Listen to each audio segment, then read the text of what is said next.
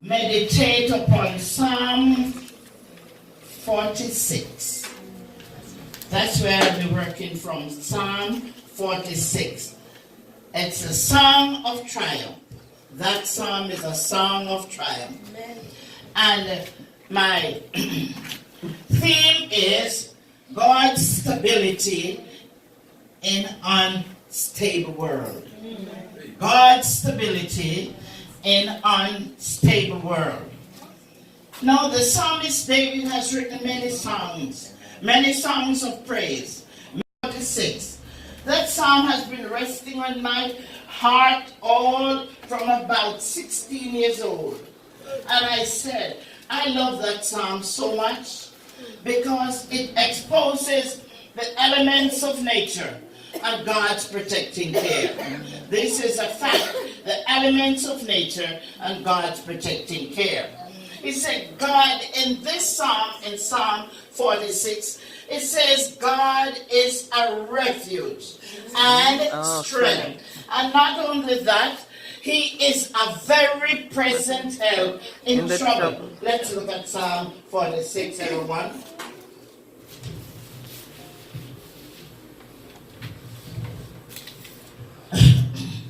And verse 1. Psalm 46 and verse 1 is saying to us tonight, He's a refuge. Here is God speaking to us through the psalmist David. A refuge is a fortress. He said God is a refuge. God is an impenetrable God. And we say God is a refuge. God is a fortress.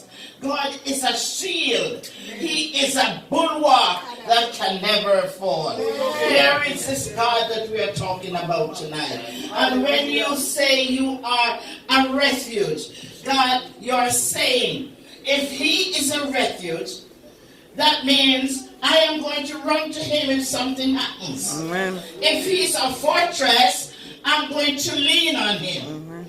And if He's a shield, I'm going to ask Him to wrap me up. Amen. And if He's impenetrable defense, you know that you cannot penetrate. Amen. Evil cannot penetrate. Amen. It says, when we look at it, God is a place of security. Mm-hmm. God is, and His people, the city and His people, is for comfort. He gives the assurance. And in the final analysis, it says we are to worship God. Amen. Amen. We worship Him because He is our great defense. We worship Him because man's worship is not enough. We worship Him because all the forces that man might have around them cannot protect us. It says, as Christians, God is your protector. And as Christians, you move in that direction. And you stay in that direction because He is God. It says, He's our refuge and strength. Let's go into it a little more. In times of distress, in times of danger, when mystery sets in, what should you do? What should you do when you want to bear the cross and you know it's very heavy? When duties hold you down, remember, He is our refuge. Amen. There is no other refuge but God Himself. Amen. It says in Psalm 46, He said He is a very present help in trouble. A refuge and strength. The strength, that strength of the heart. The heart is that place where you're going to have that strength. And God has to be seated right in that heart for you to have that strength. Amen. Because when He is seated in that heart, you overcome the enemies. Amen. They have no power over you. Amen. Because He is seated in that heart. Amen. And it says here, if we look at it, I want you to follow me through the psalm tonight. It says, a present help in trouble. Whether it's outward or inward, God is going to be there. Amen.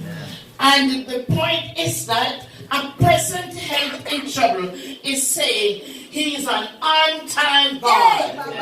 And because he's an on-time God, he will always be there. Amen. He say he's present.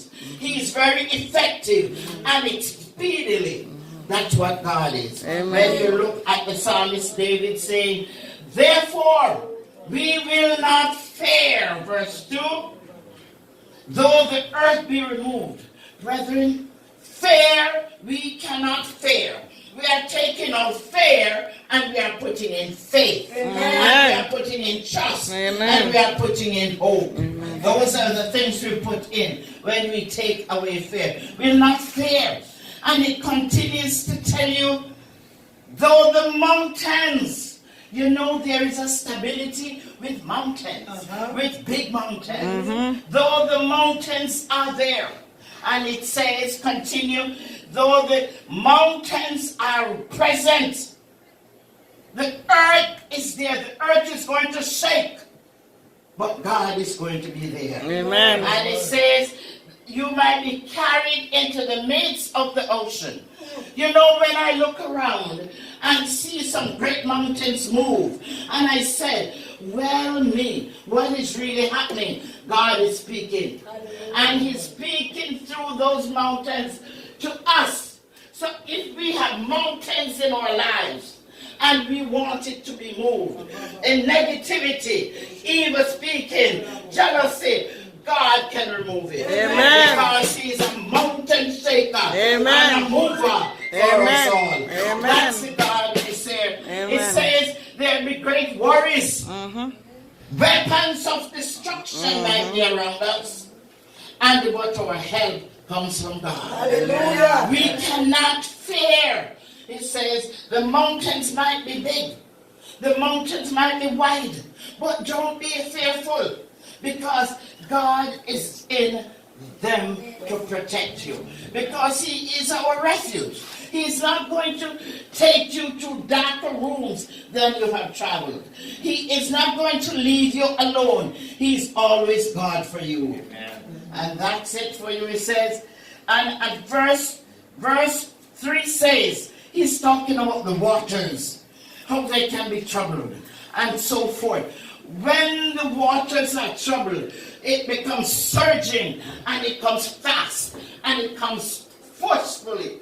But even the waters, when they're around you, even if it's over here, it's not going to pull you down, because God is above it. Amen. I can say that because when I look at the great tribulation, the great destruction that happened in the Bahamas just a few months ago, when the storms came, and the island of Abaco, because I lived in the Bahamas for 15 years, it says when I looked around and saw the island of Abaco, it was completely demolished. God was still speaking. Amen. And it says, as it was demolished, it said the animals, because the water came over, the surging, the bubbling water came over and pulled the land in. It says the animals from the ocean had a feast on human lives. Let me tell you something. God was still in the midst. With all that was happening, God was still speaking. He is saying to us tonight, I am giving you an example of what my powers can be. I can shake and the mountains move. Amen. The waters can surge and the places are covered over. Amen. But I am God. Amen. I am God. Amen. He said, amidst everything that happened, there are so many fire powers in the world today. So many atomic bombs. Men's hearts are failing them because of what is happening. But they cannot protect us. One atomic bomb can wipe out a whole nation. But God is still greater than an atomic bomb. Because he is God. He is the creator of heaven and earth. And I want you to take a look.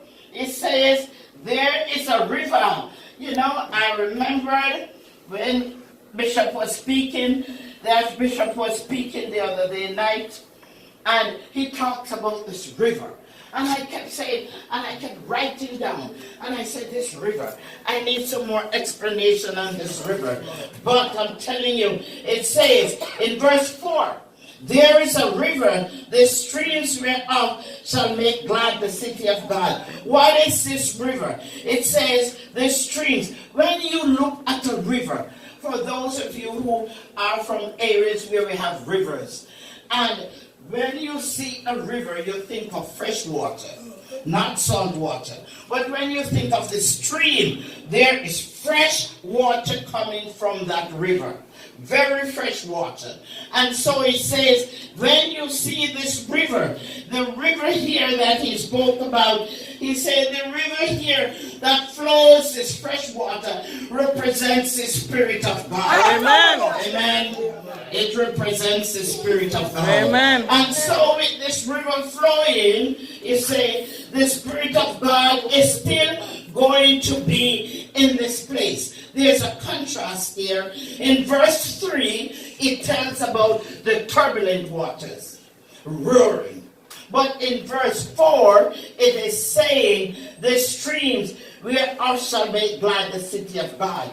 The city of God is God's habitation. Is God's place that he's going to dwell. And that river is the Holy Spirit of God.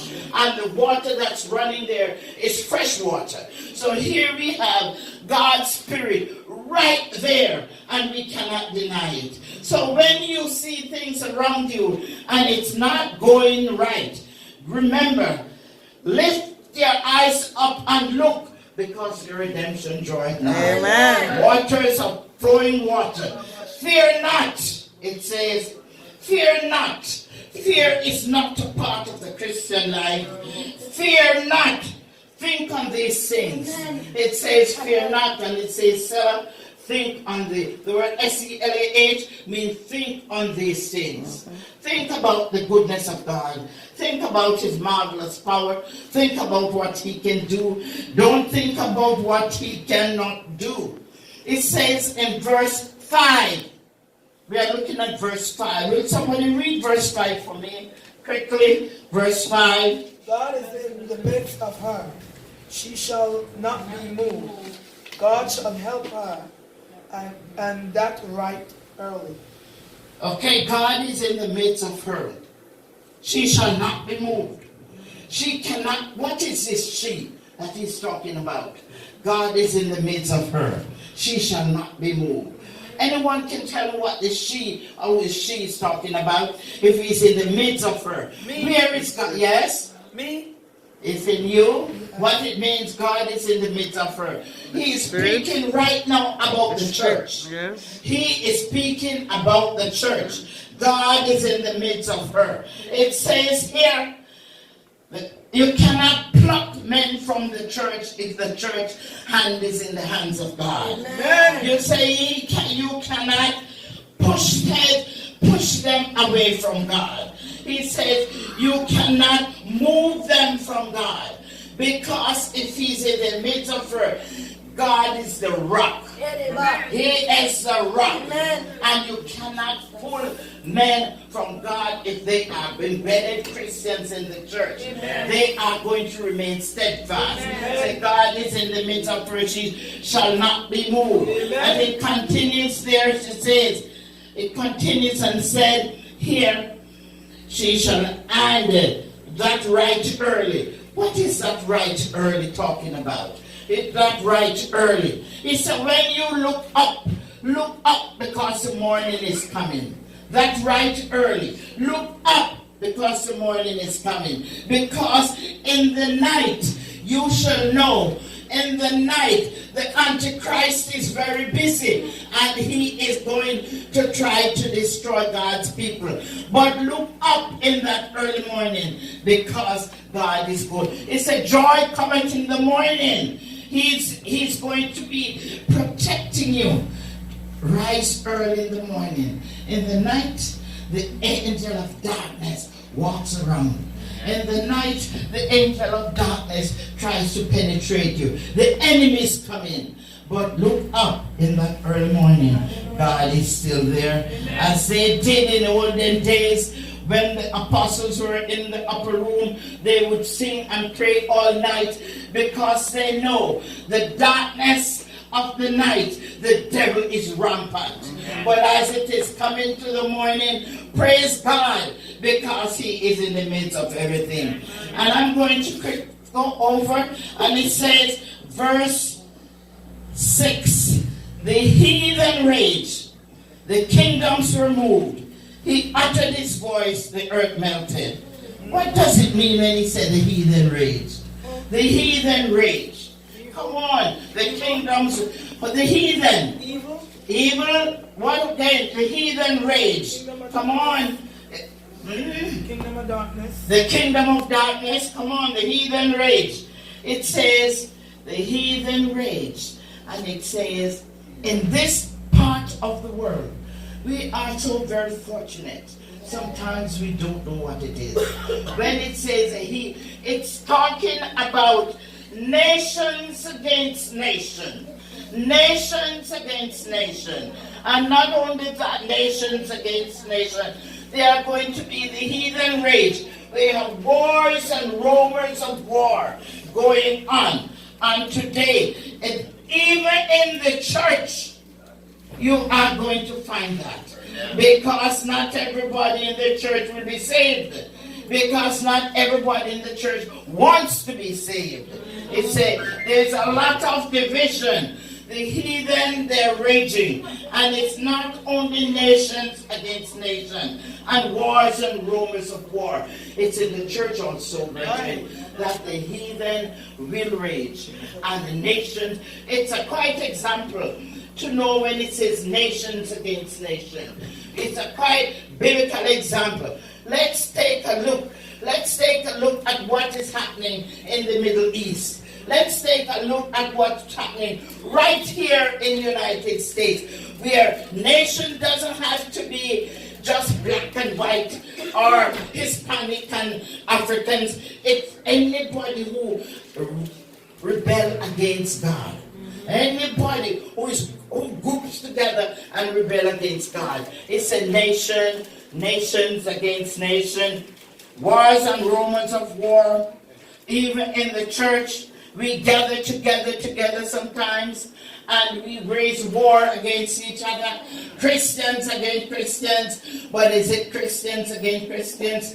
And it says nation, the heathen rage. The kingdoms were moved. He uttered his voice, the earth melted. The kingdoms were moved. It's telling us that the rulers of this world, the rulers of our nation, they are going to be overthrown. Amen. They must be overthrown. Because it says, but when God speaks, it says he uttered his voice. And when the earth melted, men becomes like putty into the hands of God. And so we have to be very careful of the things we say, the things we do. Because when the nations are against nation, it affects the Christians in the church. When nations are against nation, it affects everybody. But God is saying to us tonight, be still and know that I am God. Amen. Be still and know that I am God. And if we continue, because the greatest crisis right now is in the Middle East, the greatest crisis, but God is willing. He is willing to draw men unto him. But if they do not come, he says when he speaks, men tremble. And when they tremble, it says some of them melt like wax. We have to be careful.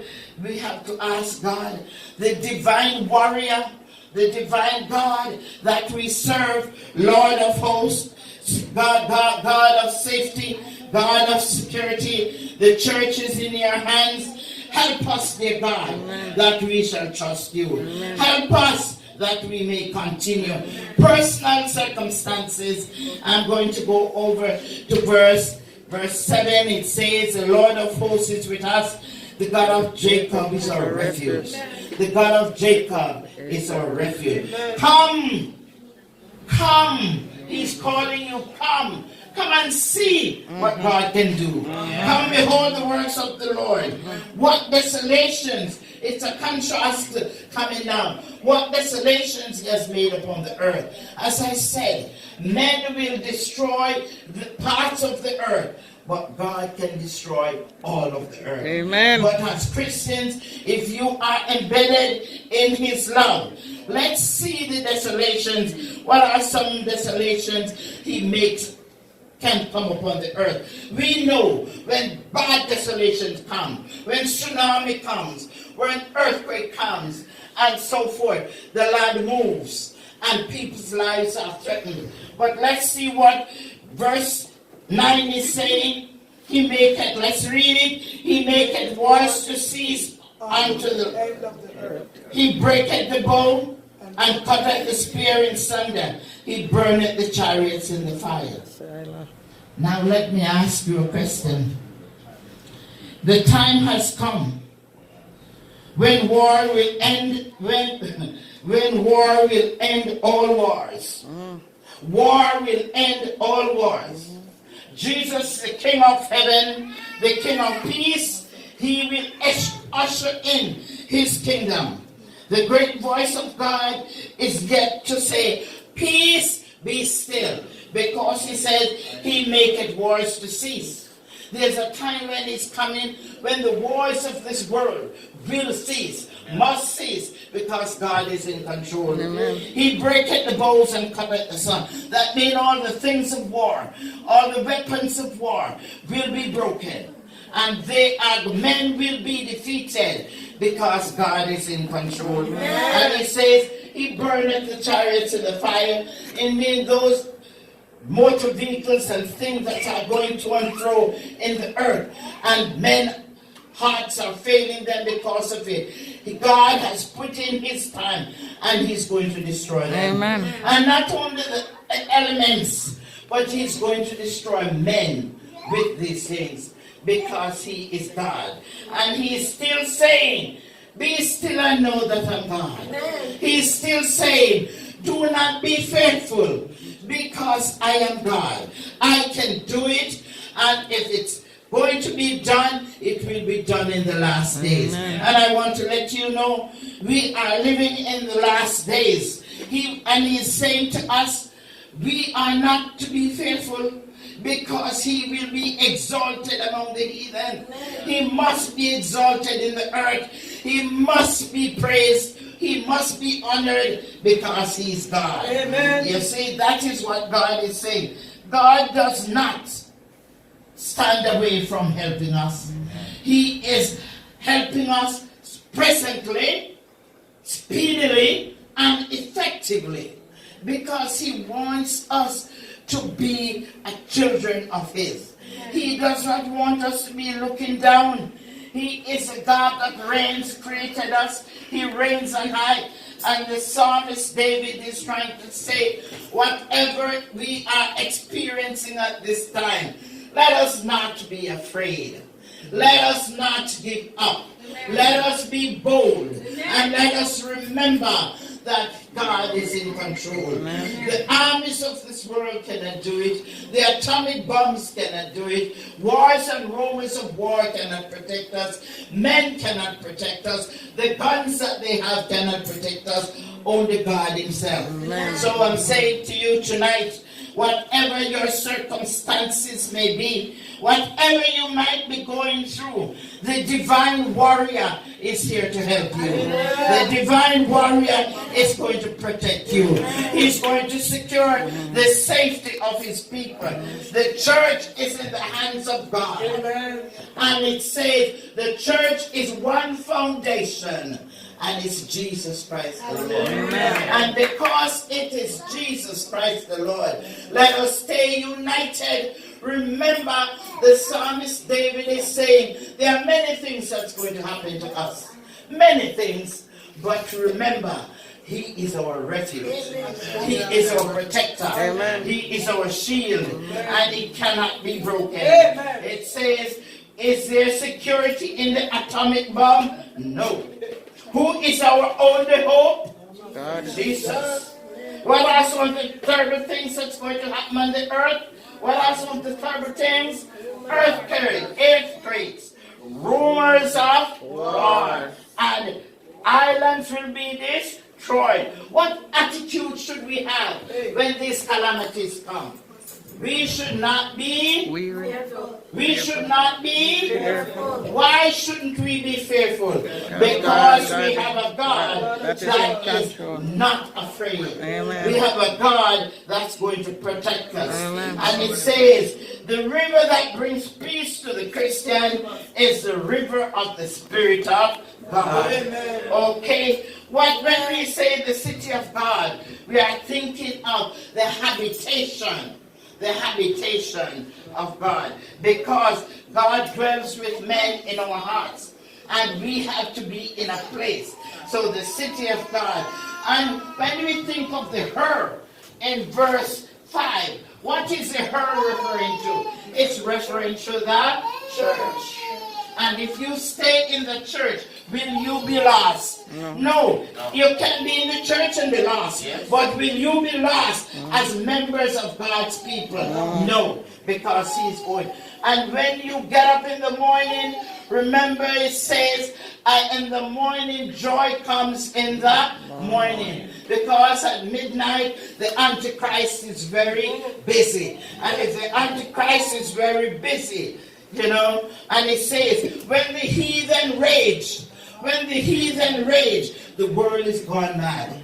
This world goes mad when the heathen rage, because they do not think of Christ. So you have to stop and think. It says, the crisis in the Middle East, do you think it's going to stop? No, there is no peace in the Middle East, because nations are rising against nations. And all the powers of the earth should accept God. Because when God speaks, we tremble. When God speaks, we are like putty in the earth. And it says, who is in control? God. Who is in control? God. And let me bring this back to you now. Those are important things you remember. But remember, we have mountains in our lives. We have mountains in our lives. And our mountains are inward. And no, we don't speak about them. But God is saying, whatever mountain you have, whether it's a mountain of sickness, whether it's a mountain of poverty, whether it's a mountain of disobedience, whether it's a mountain of gossiping, whether it's a mountain of being unfaithful to God, God is saying, God is in control. I will help you to overcome your mountain. But you cannot be an overcomer if you don't submit. You submit to God. Give Him all you can. And as the psalmist David said, the Lord of hosts is with us. The God of Jacob is our refuge. We cannot have refuge nowhere else. We cannot have refuge in man. We cannot have refuge in the atomic bomb. We cannot have refuge out of God. God is going to be our refuge. And the church is going to keep us. The church. It says, I'd rather be a doorkeeper in the house of God than to dwell in the tents of wickedness. I'd rather to come to church. Do not give up. Do not look at the other person and say, she keeps me out of church. No. God is saying, come all ye ones, and I will give you the rest you need. Take my yoke upon me. Learn of me, and I will be there for you. Because as I said, men cannot help us. The psalmist David is expressing thanks in the end because of the calamities that this earth has to go through. But as it goes through these calamities, remember, God is in control. And remember, men cannot save you. You run to the rock for a hiding place. The rock cries out for a hiding place. There is no hiding place down here. And whether you're going to be thinking about it now, remember, don't be fearful. Don't be fearful. Fear is of the devil. Fear is of the devil. Replace fear with faith and trust and hope. And who are you going to hope in? Jehovah God. May God continue to bless you as you remain under the umbrella of grace. May God continue to keep you as you run to the rock for a hiding place. May God continue to bless you as you know that our security is in Jesus. Amen. Don't invest in the bank. Don't invest in your home. Don't invest in a car. Invest in Jehovah God. Amen. And He will keep you. And He will.